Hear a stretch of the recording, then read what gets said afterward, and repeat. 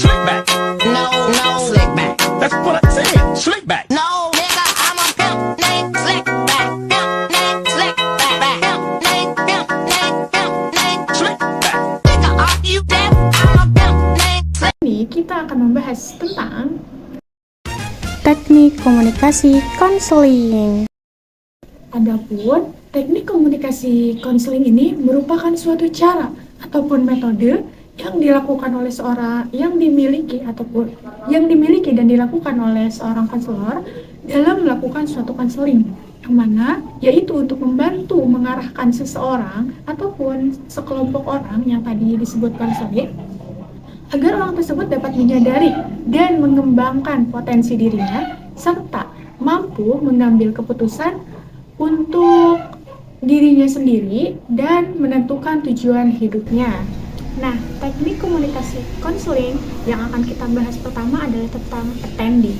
Attending adalah keterampilan konseling yang digunakan seorang konselor untuk memusatkan perhatiannya kepada konseli agar konseli merasa dihargai dan terciptanya suasana yang kondusif sehingga konseli bebas mengekspresikan atau mengungkapkan tentang apa saja yang ada dalam pikirannya, perasaannya, ataupun tingkah lakunya. Nah, contoh dari attending ini bisa dengan menganggukkan kepala, tersenyum, ekspresi wajah yang tenang, dan posisi duduk yang akrab. Teknik yang kedua ini yaitu empati, yang mana empati merupakan kemampuan untuk memahami dan ikut merasakan apa yang dirasakan oleh seorang konseli ataupun yang dipikirkan oleh seorang konseli tersebut. Nah, yang mana teknik ini merupakan keterampilan yang penting dalam suatu proses konseling.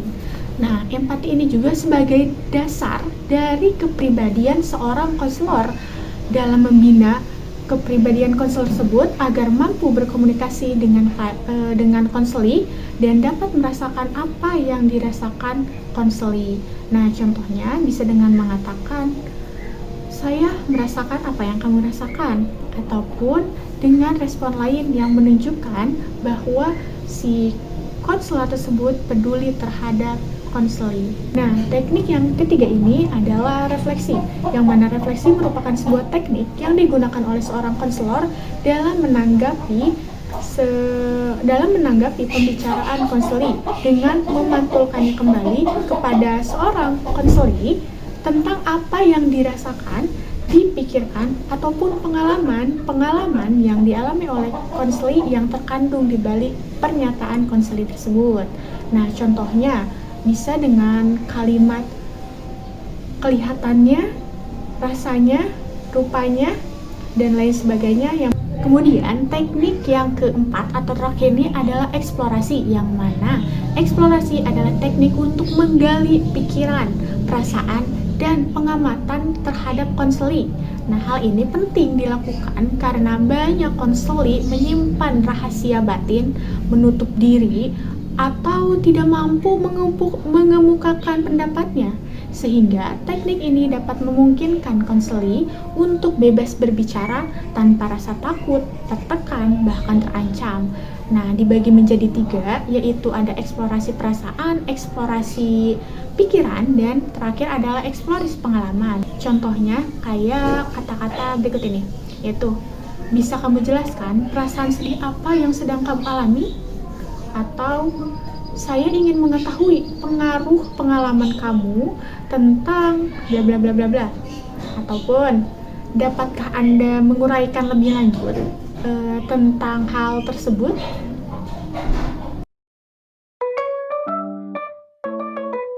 Contoh teknik komunikasi konseling.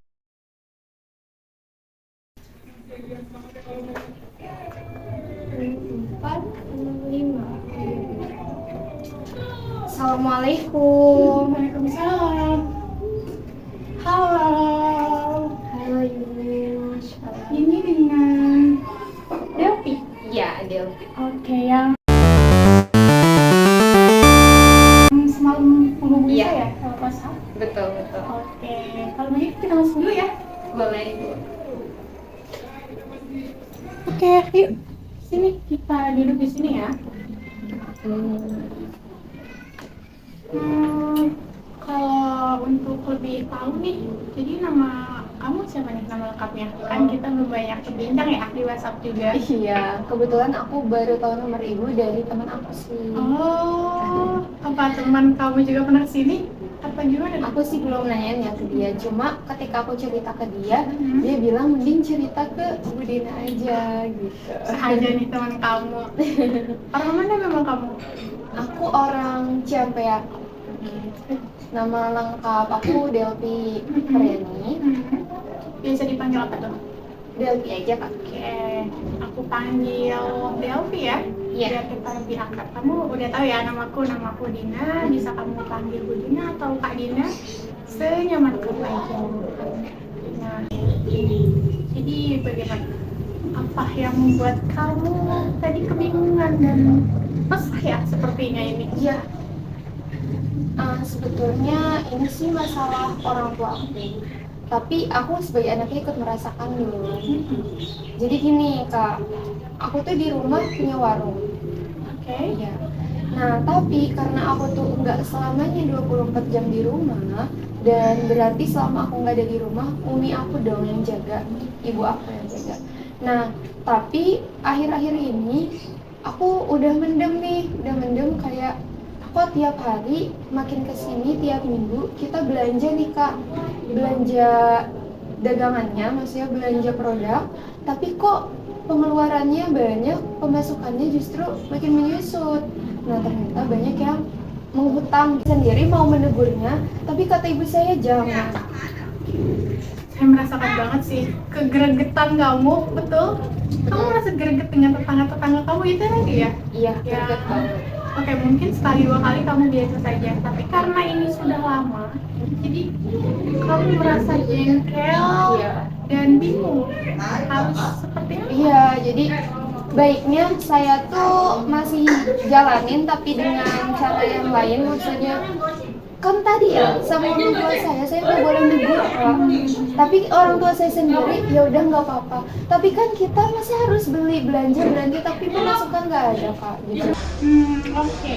Jadi dari cerita kamu, kedengarannya kamu memang jengkel dan kesal terhadap tetangga kamu tersebut ya, karena terlalu banyak utang dan agak emang sudah terlampau lama gitu jarak waktunya ini. Iya, tegas ya. Makanya yang aku rasain bener, kesel banget kak.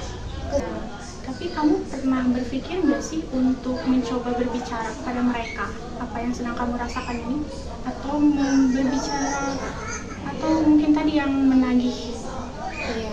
uang utang mereka di warung kamu tersebut? Kalau masalah yang lainnya sih aku kadang bicara kadang enggak ya kak, karena aku rasa ya apa aku terlalu lebay, apa aku terlalu baper gitu. Tapi kalau mau hutang karena itu kewajiban ya kak, dan tanggung jawabnya bukan cuma di dunia aja gitu. Makanya aku suka sih bilang gitu, tapi dari awal aja sebenarnya aku tuh nagih ke mereka. Aku cuma bilang gini, Beb, itu kemarin belum dibayar ya gitu. Terus dia malah bilang kayak gini, lah emang belum, dia lupa, tapi justru malah penerimaannya itu loh nggak nerima. Kayak, lah emang belum katanya, bukannya udah katanya. Saya juga sering berpikir gitu, apakah saya yang salah, nggak sopan ini. Tapi lagi-lagi kalau misalkan saya justru nyapa, ya nggak bisa kak. Saya nggak mau munafik, saya kesal ke mereka gitu.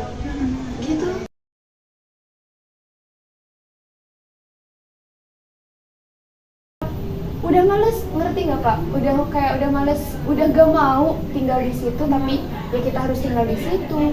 Tapi kita nggak mau ngelihat mereka semua, tapi dan mereka juga tetap tinggal di situ gitu. Makanya saya nggak pernah nanya. Udah semingguan kan saya kayak gitu, tapi mereka bukannya sadar sama kesalahannya, malah ngambek balik.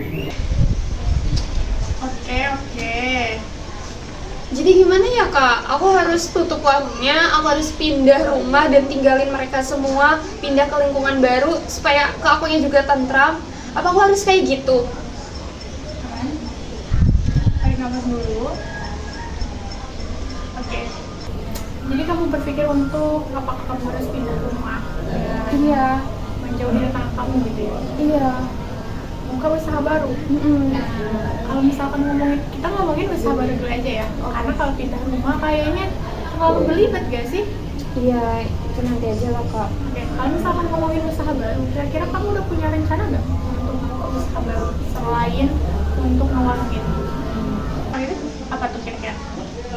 Tapi tetap aku pengennya pindah rumah. Tapi yang pasti kalau misalnya aku tutup warung, aku pengennya usaha catering karena dulu aku pernah. Oh, nih, kita kayaknya udah menemukan satu jejak-jejak saya nih. Oke, kalau misalkan kita menutup warung, nah berarti otomatis kita membuka usaha baru ya untuk sumber penghasilan keluarga kamu. Iya itu kak.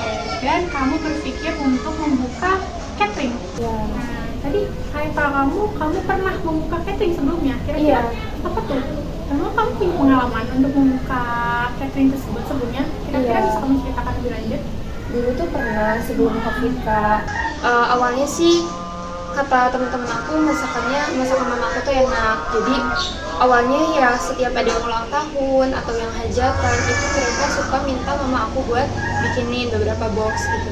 Tapi karena semakin namanya di sana jarang ya yang masak-masak kayak gitu, ya mereka jadi langganan. Akhirnya orang tua aku pernah bikin usaha itu gitu, dan alhamdulillahnya setiap hari ada aja yang pesan gitu. Sehari bisa 100 sampai 150 box. Kan lumayan ya kak gitu. Tapi kenapa tuh jadi tutup cateringnya? Iya, Padahal karena- itu kalau udah 150 kan, apalagi udah punya pelanggan banyak ya. Iya, tinggal Harusnya dilanjutin. tinggal dilanjutin kan. Kenapa memang? Karena waktu itu kan covid kak, jadi aku nggak bisa kemana-mana. Kita semua kan di rumah masing-masing ya kan kak, kayak dibatasi. Tapi kalau misalkan begitu, kayaknya daripada kamu pindah rumah Iya. untuk menjauh dari tetangga-tetangga kamu yang menurut kamu menjengkelkan itu, dan kayaknya nggak bakal selesai juga kan ya. Namanya tetangga kita pasti akan ketemu aja, tapi untuk masalah penghasilan, Iya. alangkah lebih bagusnya kita tutup warungnya dan buka usaha yang catering itu ya. Iya, tapi mungkin yang bikin aku masih ragu sih kak, kalau misalkan aku buka, kira-kira misalkan langganan aku kan dulu di yang di sana, ya, kira-kira yang di sekarang tuh terima nggak ya? Gitu. Apa aku coba dulu aja kak? Oke, kayaknya kamu harus coba dulu dan kamu bicarakan dulu dengan orang tua kamu apakah itu bisa menjadi solusi yang terbaik untuk menyelesaikan permasalahan dan agar kamu tetap bisa mendapatkan penghasilan. Iya. Dan tetangga kamu sudah tidak banyak pemusik lagi setidaknya karena sudah minim interaksi, walaupun ya tetap ya Iya. kita harus tetap berbuat baik kepada tetangga kita. Itu tadi merupakan contoh suatu penerapan teknik komunikasi konseling yang mana dari awal hingga akhir seorang konselor berusaha untuk menanamkan empatinya terhadap kondisi konseli dan juga menerapkan teknik tending atau penerimaan terhadap konseli dan melakukan teknik refleksi dengan memantulkan apa saja yang dirasakan oleh seorang konseli dan juga melakukan teknik eksplorasi dengan menggali apa aja yang sedang dialami, dipikirkan atau di pengalaman dari si konseli tersebut. Itu saja pada video kali ini. See you next video.